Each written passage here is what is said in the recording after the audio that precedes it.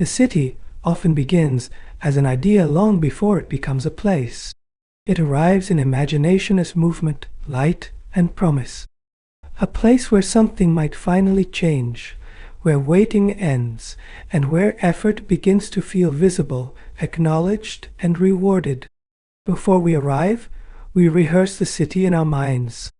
Streets feel wider, opportunities feel closer, and time seems faster, but meaningful. The city becomes a story we tell ourselves about independence, momentum, and becoming someone slightly more real than before. People come carrying quiet hopes. Some hope for work, some for anonymity, some simply for space to breathe differently. The city appears as a doorway rather than a destination, a threshold between what life was and what it could still become. Yet, cities are not only built of buildings and roads. They are made of expectations layered upon expectations. Millions imagine the same place differently, and when they arrive, those imaginations begin to rub against one another, shaping shared rhythms of urgency, ambition, and exhaustion. Living in a city slowly teaches you its texture. Pace quickens. The senses stay alert. You learn to read faces, silences, and distances. Comfort and discomfort coexist closely, often within the same hour, sometimes within the same moment. This episode begins there, with the city as a dream, and with the gentle shock of meeting that dream in real life. Not as a judgment, not as a conclusion, but as an unfolding experience that continues to shape how we move, rest, and hope. People move to cities not always because they want to, but because staying begins to feel like standing still. Aspiration often arrives quietly, as restlessness, as comparison, as the sense that effort might travel further if placed somewhere else. For many, the village once promised continuity. Work, family, land, and routine formed a known rhythm. But when livelihoods thin, seasons grow uncertain, or dignity feels fragile, the familiar begins to feel limiting rather than grounding. The city then appears less as ambition, more as necessity. Education pulls strongly. Schools, colleges, coaching centers, and certificates cluster in urban spaces. Learning becomes tied to distance traveled. Parents imagine futures through classrooms they themselves never entered, and young people begin to see cities as gateways to legitimacy, not just opportunity. Employment remains the loudest call. Cities promise variety, not just more jobs, but different kinds of work. Formal, informal, temporary, hopeful. Migration studies often note this quiet calculation, where uncertainty in cities feels preferable to certainty without progress elsewhere. Census trends repeatedly hint at this movement, not as sudden waves, but as steady drifts. Individuals follow relatives, neighbors, classmates. Migration rarely happens alone. It moves through networks of trust, shared language, and borrowed courage, passed from one person to another. There is also the pull of anonymity. In cities, identities loosen. One can arrive without a surname carrying weight, without history announcing itself. For some, this distance from familiarity offers freedom, a chance to be judged by current effort rather than inherited position. And yet, the city is not only a magnet. It is also a response to pressure. When rural life offers shrinking returns and limited choices, moving becomes less about dreams and more about survival, with ambition folded inside it. So people come, hopeful, hesitant, prepared, unprepared. They carry villages within them and gradually learn the grammar of urban life. Migration, then, is not just movement across space, but a careful negotiation between what one leaves behind and what one hopes to build.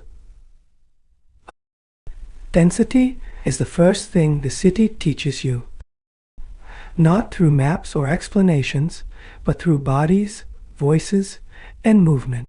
Space becomes something you feel rather than something you measure. Streets are rarely empty. Platforms fill before trains arrive.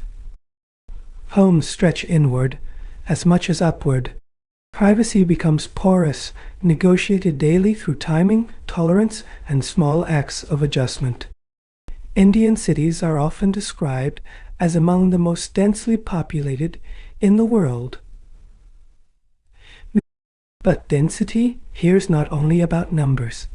It is about closeness of lives, routines, ambitions, and anxieties unfolding side by side. Shared spaces demand constant attention.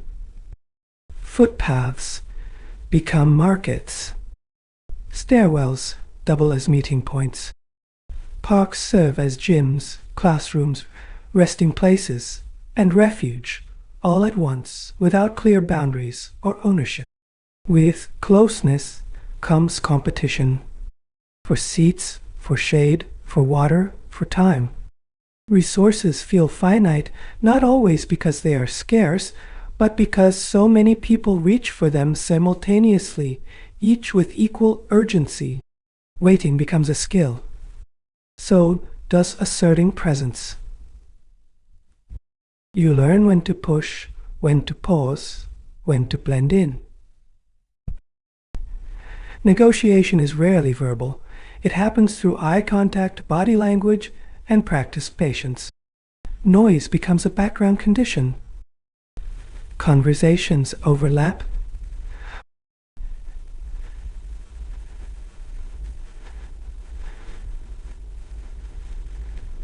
Engines hum. Vendors call out.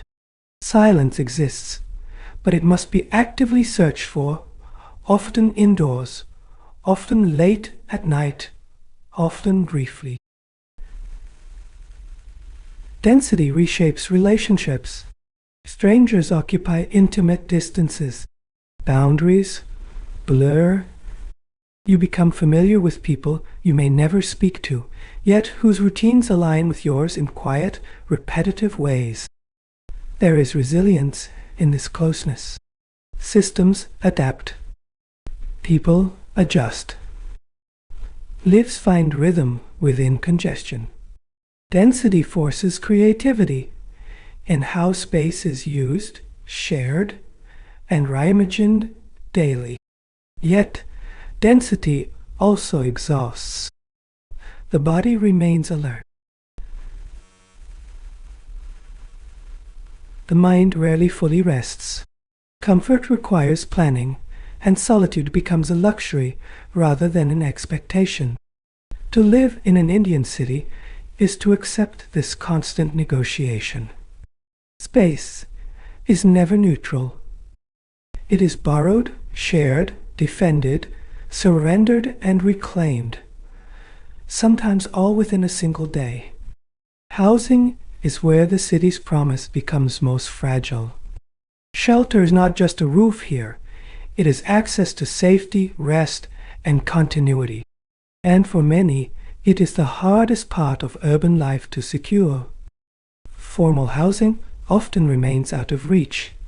Rents climb faster than wages, deposits demand savings that never had time to form, and ownership feels distant. The city welcomes labor but hesitates to house it comfortably. As a result, people improvise. Rooms are subdivided, balconies enclosed, corridors converted. Informal rentals emerge quietly, negotiated through word of mouth, flexibility, and trust rather than paperwork or permanence. Slums and informal settlements grow within this gap. They are not accidents, but responses. Built close to work, transport, and opportunity, they offer proximity when affordability fails elsewhere. Urban housing reports often describe these settlements clinically. Slum census findings classify, map, and count Gairu, Arechtow, but lived reality inside them is textured, dense networks of care, vulnerability, resilience, and shared survival. Overcrowding becomes normal. Families adjust sleep schedules. Privacy dissolves gently rather than suddenly. The idea of personal space changes shape, shrinking without entirely disappearing. Tenure remains uncertain. A house may stand for decades and still feel temporary. Court observations on shelter have often noted this tension between living somewhere long enough to belong, yet never long enough to feel secure. This insecurity shapes behavior. Repairs are delayed. Investments feel risky. Belongings stay portable. Hope remains cautious, measured, folded into daily routines rather than future plans. Despite this, communities form. Children play between lanes. Neighbors watch over absences. Small economies thrive. Informality does not mean disorder. It follows its own rules, rhythms, and quiet negotiations. The discomfort lies not only in physical conditions, but in uncertainty. Not knowing how long one can stay, when one might be asked to move, or whether tomorrow's shelter will resemble today's. Housing then becomes the city's unresolved question. Who gets to stay? Where? And for how long? And how dreams survive when the ground beneath them feels borrowed rather than owned. Work is the reason most people stay. The city's rhythm is shaped less by offices than by movement, hands lifting, carrying, cleaning, building, selling, repairing, and returning the next day to do it again. Much of this work is informal. It begins early, ends late, and rarely appears on contracts. Labor surveys and studies often note this quietly. But on the ground, informality feels like improvisation, repeated daily. Street vendors claim corners with memory and routine. A spot is earned over time, defended through presence, adjusted around police rounds, weather, and footfall. Livelihood depends as much on timing as on merchandise. Construction sites rise and disappear, carrying workers with them. Migrants move from project to project, city to city. Work is visible everywhere, yet employment itself remains temporary, stitched together through referrals and shared journeys. Domestic work unfolds behind doors. Cleaning, cooking, caregiving happen inside private homes, often unseen. Relationships blur professional lines, mixing familiarity with hierarchy, dependence with distance, respect with vulnerability. Gig work adds another layer. Delivery bags, ride-hailing apps, flexible hours, constant alerts. Studies speak of autonomy, but workers often experience unpredictability. Income fluctuates, ratings judge silently, and rest becomes negotiable. Informal employment offers entry when formal paths are closed. It absorbs skill, effort, and endurance. But it also transfers risk downward, leaving workers to manage illness, injury, and interruption alone. Days are calculated carefully. Earnings are split between rent, food, remittances, and transport. Savings grow slowly, if at all. Work provides motion, not always security. Despite this, pride remains. Skill is honed. Reputation matters.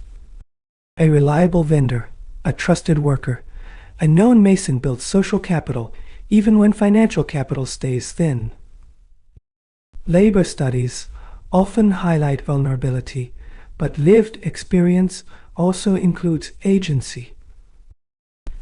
People negotiate rates, switch roles, learn quickly, and adapt.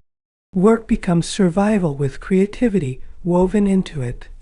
In urban India, livelihoods are rarely linear. They overlap, pause, restart, and evolve. The city functions because of this flexibility, because millions show up daily, not with guarantees, but with effort, expectation, and resolve. Cities carry many lives at once, but not always together.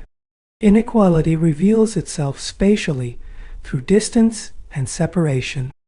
People share the same skyline, yet inhabit very different cities within it. Gated communities rise with quiet confidence. Security guards, controlled entry, landscaped calm. Inside, predictability is protected. Outside, uncertainty continues. Urban inequality reports often describe this separation without drama, as if it were simply a design choice. Informal settlements grow alongside these enclaves, close in distance, distant in experience. Basic services arrive unevenly. Water, drainage, lighting, and transport follow different timelines, shaping daily routines and expectations in subtle, persistent ways. Sociological studies note how cities organize access through space. Where you live influences how easily you move, learn, work, and rest. Opportunity clusters then stretches unevenly outward, thinning as it travels.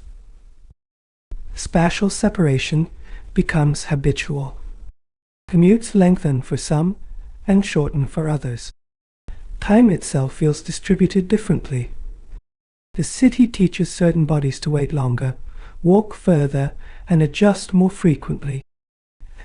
Access to services mirrors this divide. Clinics, schools, public transport, and clean streets appear concentrated. Elsewhere, improvisation fills gaps. People adapt without necessarily questioning why adaptation is always expected of them. Segregation is rarely absolute. Boundaries blur during work hours. Domestic workers, drivers, vendors, and guards cross zones daily.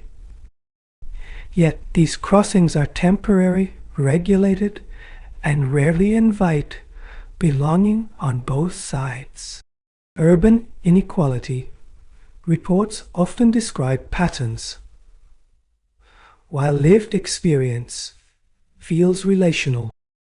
Inequality is sensed in comparisons, in conversations, glimpses through windows, routes taken and avoided, assumptions quietly formed and reinforced.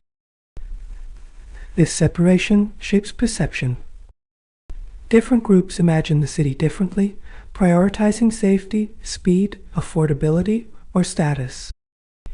Each vision feels rational within its own boundaries, even when those boundaries rarely intersect. Cities do not announce these divides. They emerge gradually through planning, markets, habits, and history. Inequality settles into the landscape, becoming familiar, navigated daily, shaping how urban life is experienced without constant acknowledgement. Infrastructure is felt most clearly in movement. How easily one leaves home, how long it takes to arrive, how much energy remains afterward. Cities are experienced daily through journeys, not destinations. Commuting stretches across hours. Buses fill, trains compress bodies, roads slow into patience. Transport studies often describe efficiency, but for commuters, travel becomes a test of endurance quietly repeated every morning and evening. Congestion reshapes time. Minutes slip into waiting. Schedules grow flexible by necessity. People learn backup routes, early departures, late returns. The city teaches planning as a form of survival rather than convenience. Public transport carries millions together, yet rarely comfortably. Seats are shared, personal space negotiated, tempers managed. Stress is not dramatic, it is cumulative, settling into shoulders, habits, and lowered expectations. Urban infrastructure assessments speak of capacity and coverage. Lived experience notices reliability. Will the bus arrive? Will the train stop? Will the road be passable today? Certainty becomes as valuable as speed. Time poverty emerges slowly. Hours spent moving reduce time for rest, care, and reflection. Days feel full before they begin. Even leisure requires calculation, fitted around travel rather than chosen freely.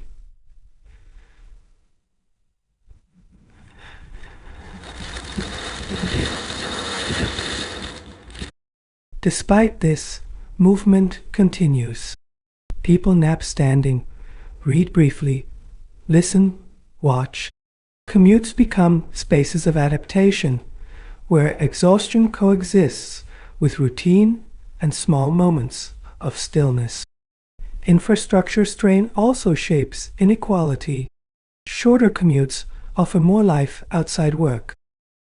Longer ones extract energy silently. The difference is rarely visible, but deeply felt over months and years. Cities grow outward faster than connections keep up. Distances expand. Networks adjust gradually. Everyday strain becomes normalized, absorbed into what is simply called urban life. This movement, constant, shared, tiring, holds the city together. Roads, rails, and routes carry not just people, but patience, resilience, and the quiet cost of keeping the city functioning each day. The city enters the body quietly, through breath, through water, through heat that lingers. Environment here is not distant nature, but something encountered daily, shaping comfort, health, and endurance without formal invitation. Air becomes noticeable when it resists breathing. Mornings begin with heaviness, evenings with irritation. Pollution reports describe this repeatedly, but residents learn it intuitively, adjusting routines, slowing down, accepting discomfort as seasonal or normal. Water tells another story. Scarcity appears unevenly. Some store, some queue, some wait for tankers. Health surveys often note this quietly, but daily life remembers it through planning, conservation, and uncertainty folded into ordinary tasks. Waste accumulates where systems strain. Overflowing bins, clogged drains, smells that signal neglect. Cleanliness becomes unevenly distributed depending on location and attention. People adapt, stepping around what cannot be moved or ignored easily. Heat intensifies everything. Summers feel longer. Nights offer less relief. Concrete holds warmth. Sleep becomes shallow. Vulnerability increases, especially for those without shade, ventilation, or the ability to retreat indoors comfortably. Disease risk follows these patterns. Crowding, heat, water stress, and waste intersect. Illness spreads not dramatically, but persistently.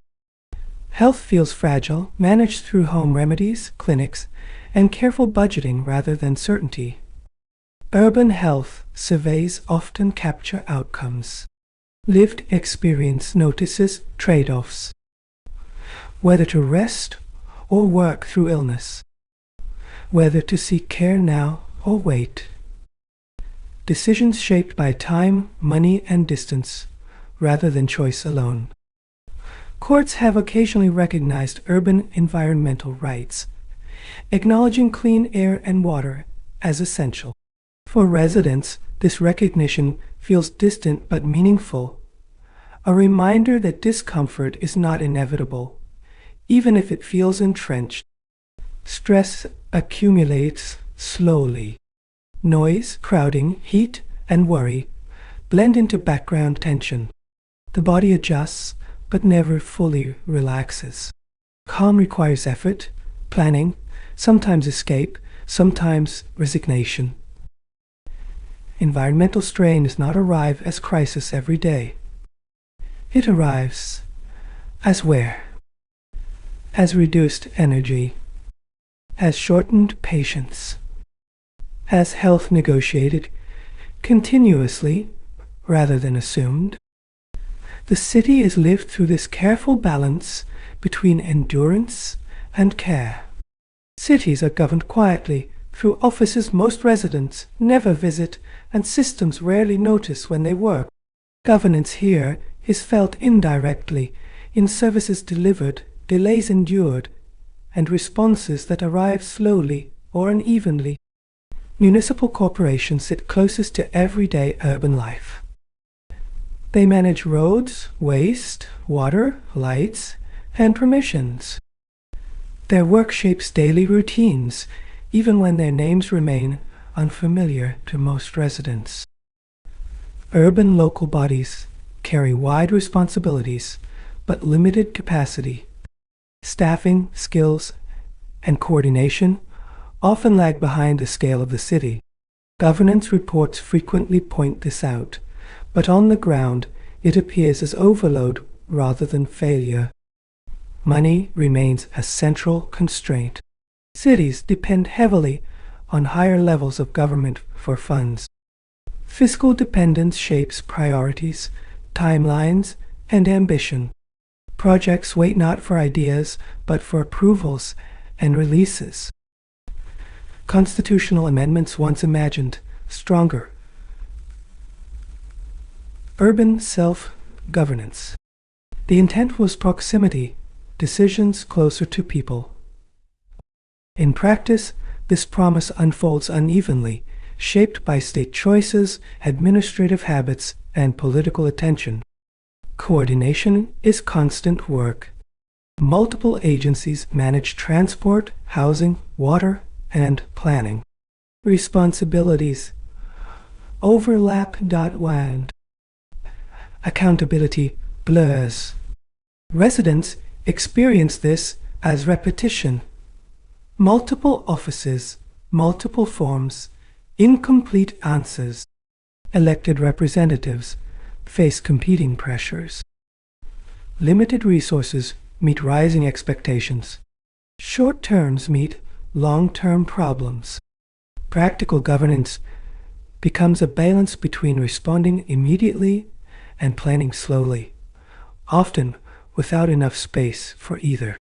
Governance reports often speak of reforms and frameworks.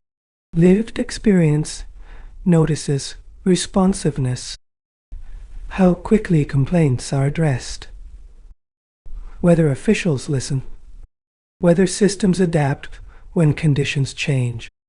Despite constraints, cities continue to function. Workers show up. Files move. Services operate imperfectly but persistently. Governance here is less about perfection, more about continuity under strain. Urban governance, then, is not abstract power.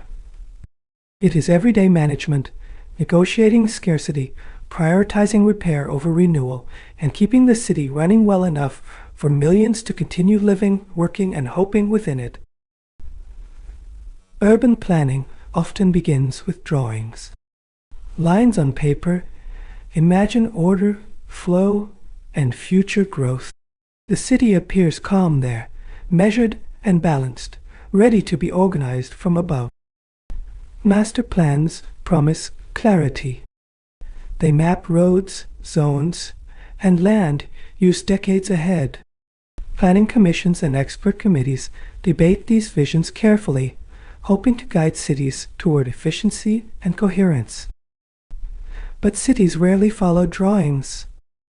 Life fills gaps. People adapt spaces faster than plans can update. Informal realities grow alongside formal designs, responding to need rather than permission. Exclusion often enters quietly. What is not planned for becomes invisible. Informal work, temporary housing, street life and migration sit at the margins of plans, acknowledged briefly, then set aside as complications. Top-down design assumes predictability. It imagines citizens as stable, uniform, and settled. Urban policy debates sometimes recognize this limitation, yet practice continues to privilege order over adaptation. Residents experience planning as distance. Decisions feel remote, explained through notices rather than conversation. Participation arrives late, often after choices have already hardened into concrete and boundary walls. When plans meet reality, friction appears. Roads cut through neighborhoods. Evictions follow alignments. Relocation promises rarely match lived needs. Adjustment is expected from people, not from plans themselves. Expert committees revise frameworks periodically. Each revision carries lessons from past oversights. Yet, the pace of everyday urban life often outruns these corrections, leaving gaps between intention and impact. Despite this, planning matters. It shapes infrastructure, land use, and long-term direction. The issue is not planning itself, but whose lives it fully recognizes and whose it simplifies. Urban planning, then, becomes a conversation that is still incomplete. Between vision and lived experience, between paper and pavement, the city continues to evolve, often asking to be understood before it is redesigned. Cities bring people together physically, yet often leave them apart socially. Anonymity offers freedom, but it also thins familiarity. You are surrounded by faces but rarely known beyond brief, functional exchanges. Loneliness in cities does not always look like solitude. It can exist in crowds, in shared housing, in busy offices. Urban sociology research often notes this paradox of constant proximity and emotional distance. Traditional communities weaken as movement increases. Neighbors change frequently. Schedules rarely align. Shared rituals fade. Interaction becomes polite, limited, and optional, rather than expected or sustained over time. Pressure fills the gaps. Work, rent, commuting, comparison. The city sets a fast rhythm, and falling behind feels personal. Mental health studies often point to this accumulation of stress rather than single dramatic causes. Anonymity also changes accountability. When few people know your story, struggles remain private. Support is harder to assume. Asking for help feels heavier when relationships are shallow or transactional. Digital connections partially replace physical ones. Messages travel faster than visits. Belonging shifts online. Yet screens rarely provide the grounding that comes from consistent, shared presence over time. For migrants, isolation carries another layer. Distance from family, language differences, unfamiliar customs. Cities offer opportunity, but also the quiet task of rebuilding social worlds from the beginning. Urban sociology research often describes this as fragmentation. Lives intersect briefly, then separate. People coexist efficiently, but rarely deeply. Community becomes something remembered rather than lived daily. Still, moments of connection appear unexpectedly. Conversations on commutes, shared festivals, small acts of recognition. These fragments matter. They remind city dwellers that isolation is not total, only unevenly distributed. Social life in cities, then, feels fragile but not absent. It exists in pauses, routines, and repeated encounters. Mental strain grows when these moments disappear and eases slightly when they return, even briefly. Cities are not only lived spaces, they are also governed by ideas about who belongs. Laws and policies quietly shape access. Who may stay, work, sell, build, or move without fear of sudden removal. The idea of a right to the city emerges from these questions.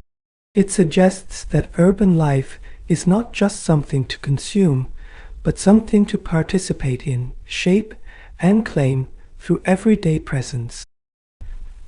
Housing rights often sit at the center of this tension. Courts have repeatedly been asked to consider shelter not merely as property, but as the basis of dignity, continuity, and survival within cities.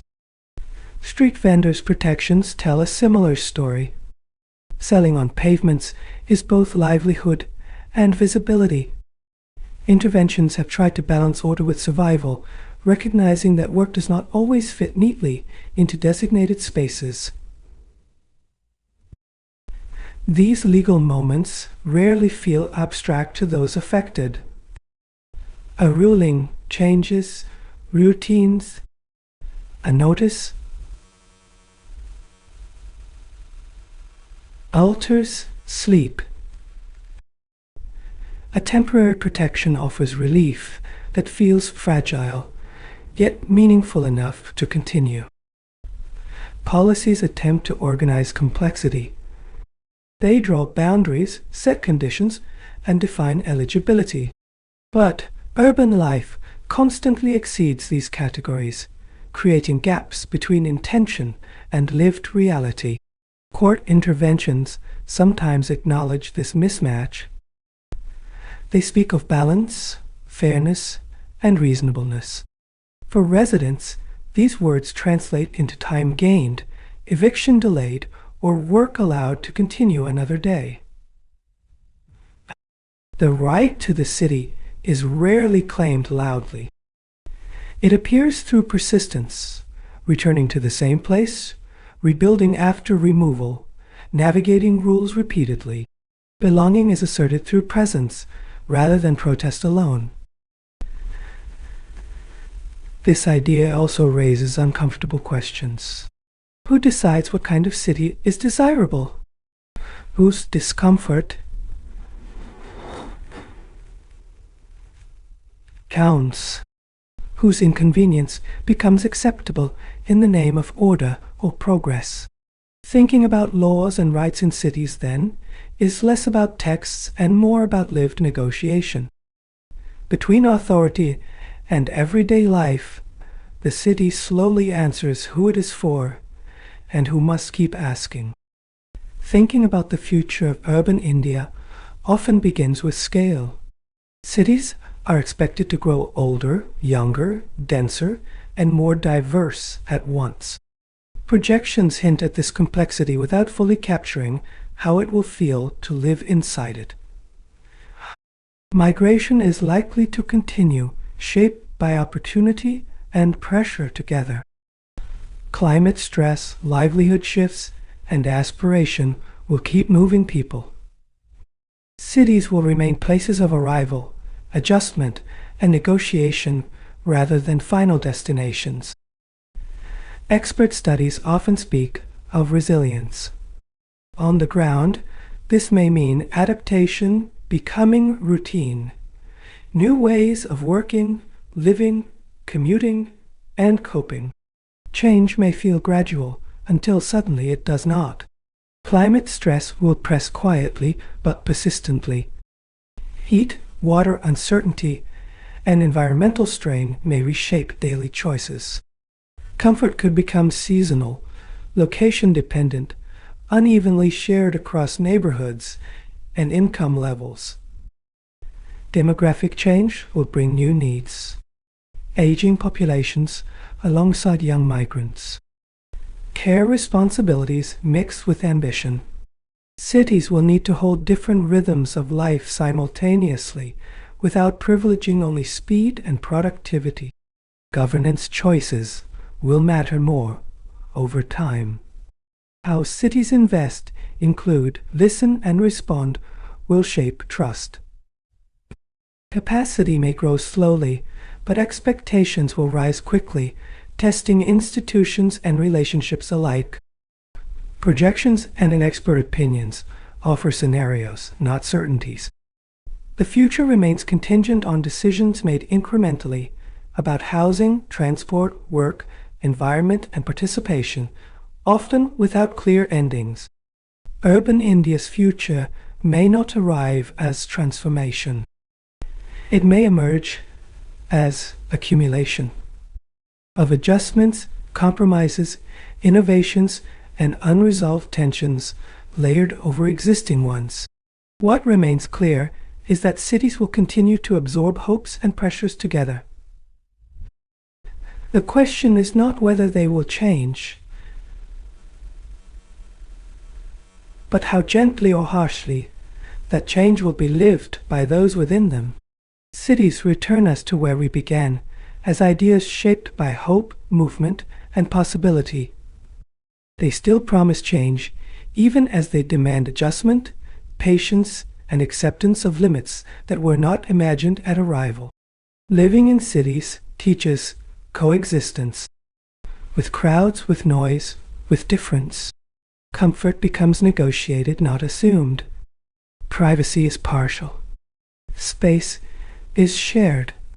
You learn to carry yourself lightly, without expecting the city to bend fully. Dreams survive here, but they change shape.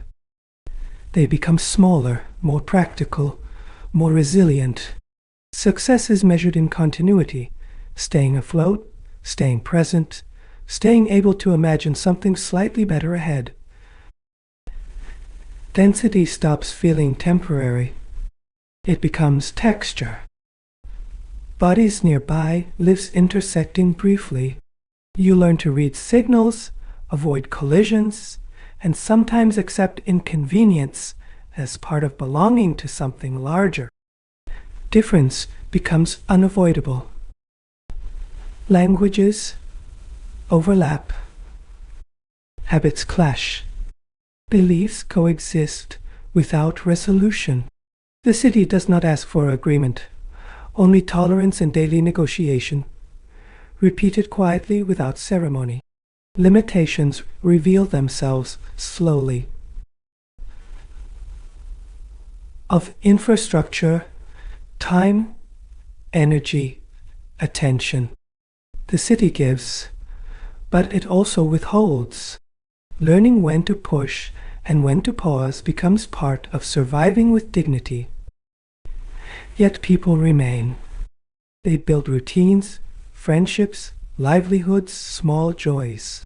They adapt not because the city is easy, but because leaving is not always the answer, and staying becomes its own practice. Urban life, then, is not a destination reached, but a condition lived. Between dreams and discomfort, between arrival and adjustment, the city continues, unfinished, uneven, asking quietly to be understood.